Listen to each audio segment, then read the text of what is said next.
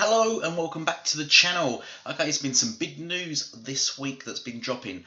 Firstly, I'll kick off with Microsoft may get more Kombat and Lego if it buys Warner Brothers games. Yes, WB Games, Warner Media, is looking to be purchased. They want to sell off, I think, to make money because they're just crashing, basically crash and burning. So they want to sell off the gaming division.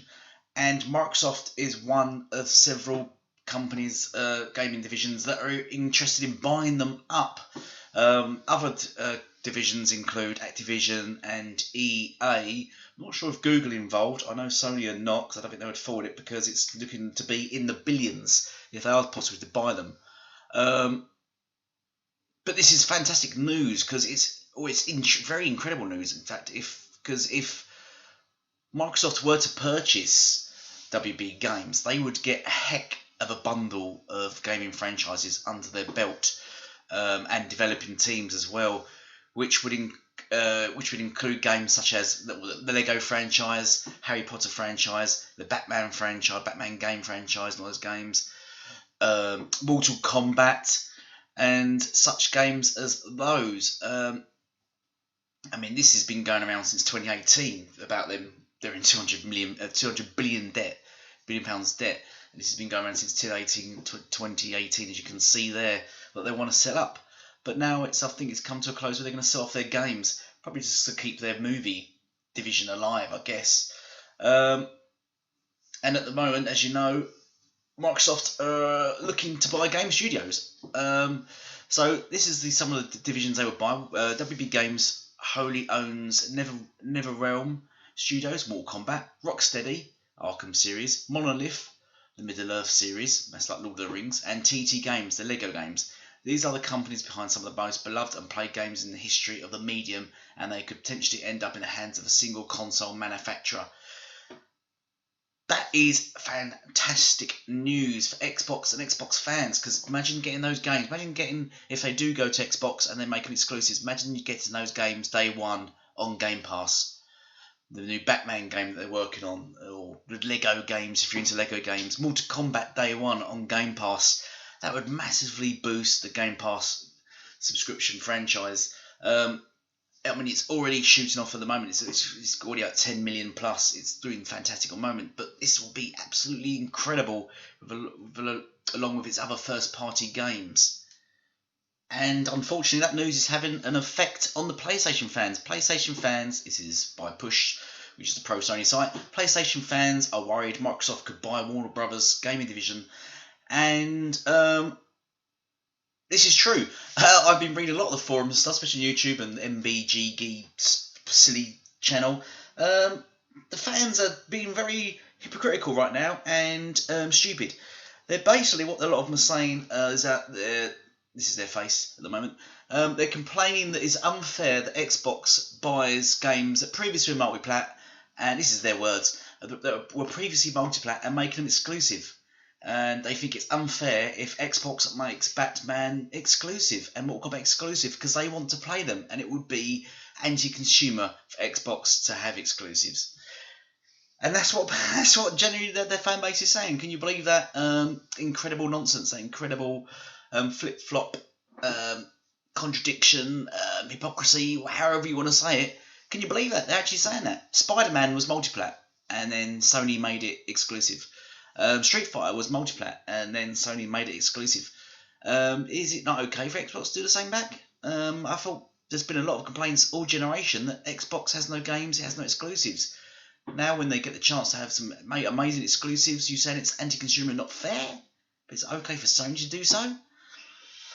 I just can't follow your logic. It sounds like whining crybaby nonsense to me. You have to suck it up, buttercup, I'm afraid, boys. If it does happen and these games do go exclusives, you know what you could do? You could buy an Xbox. There we go. These games will be on Game Pass. It's not going to cost you a lot of money. Buy an Xbox, buy Game Pass, and you get to play all Batman and all these great games that you want to play on your Xbox. There we go. It's just not that hard really to figure out. And if you're complaining that it is exclusive, you don't want an Xbox, well, that's your problem because you've been pushing exclusives all generation. It's your own fault. It's sort of backfired on yourselves, isn't it, now, if this happens? Do I think it'll happen? I don't know. It's too good to be true, to be honest. They're going to put down 4 billion, Microsoft, which is feasible because they threw 2.5 million at Mojang for Minecraft. 4 billion, I think they would do it for these games. I mean, these are massive games. Would they make them exclusive?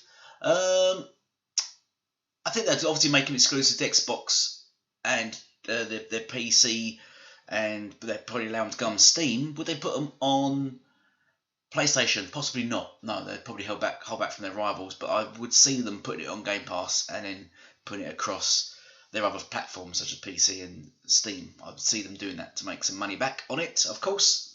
So you don't need to cry completely. You can always play these games through Game Pass on your PC, boys. Just get a Game Pass subscription. Does it happen though? I don't know.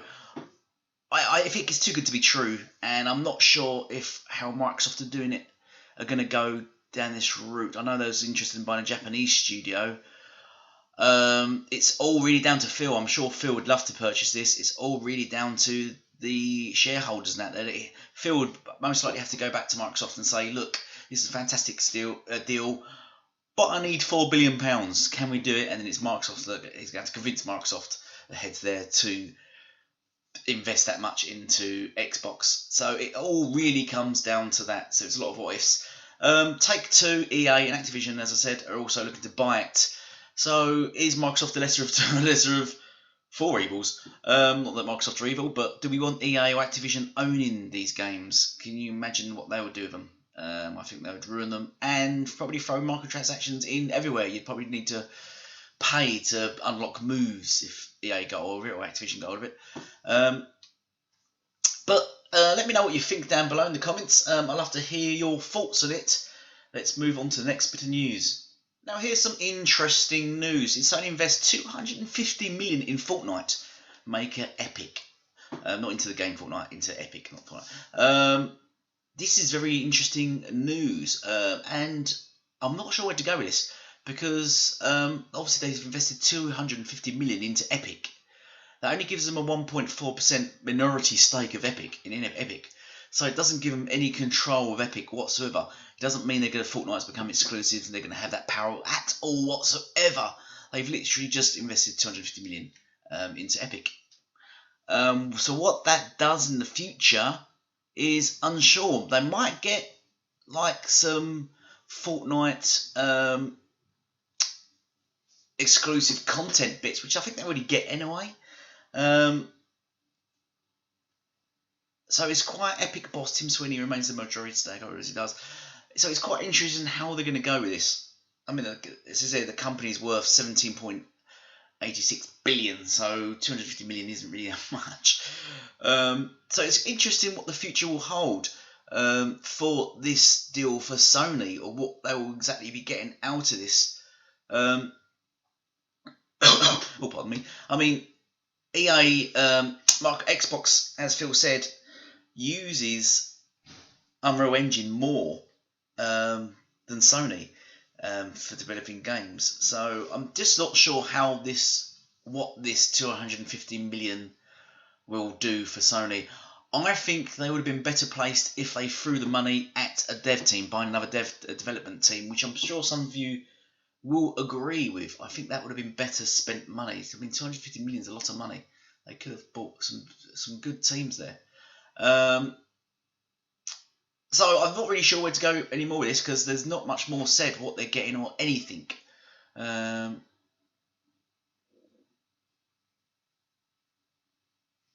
exactly. It says it there. Epic has confirmed it will be able to publish to other non-Sony platforms. Yeah, so nothing's going to be exclusive. There's going to be no exclusive games. So, there. Yes, I suppose we have to wait and see what that holds for Sony. What deal 250 million, 1.4 sharehold does for Sony in the future. Let me know your comments down below. It'd be interesting to see what you think about that. Let's move on to the next bit of news. Next bit of news is about Cyberpunk 2077, which is coming out in November this year, 2020, in case you're all living in a different year. And there's the rumour that, quite a strong rumour now going about this, it sort of picked up a while back, but it's starting to pick up again due to its delay, that it might go onto Game Pass sooner than we think. It very will unlikely be a day one drop onto Game Pass, but I think it could be on there within the first 3 months of its release. Sort of like many games have done. Jump Force went onto Game Pass within its first 3 months. Metro Exodus went onto Game Pass within the first 3 months. There's been various games that dropped quite quickly onto Game Pass. I've got a feeling this might do because Xbox and CD Projekt Red do have sort of a chummy relationship going on. So that's massive news. I would love that. I'm going to buy the game most likely anyway. I don't think I will wait for the Game Pass release, but it's still a move in the right direction. I mean, if they do get Warner Brothers, Microsoft get Warner Brothers, having stuff like this go into Game Pass when Batman hits and other games like that, it will just be incredible for Game Pass. And just for players in general. I mean, £60 for the year, and you're just getting fantastic AAA titles. For, if you do the maths, it works out as $1 per game if you're in the States, which is, that means you're basically getting Cyberpunk for $1 if you've got Game Pass already. So that's fantastic news. I'm going to be doing a video shortly on, as soon as I drop it, as soon as I finish putting it together, on Cyberpunk 2077, which basically does a breakdown of everything you need to know about the game. Factions, world size, character customization, augmentations, everything. So I'm trying to put that video together still, so please look out for that. Thank you all for watching and listening, and please share, comment and subscribe. Thank you all for now. Goodbye.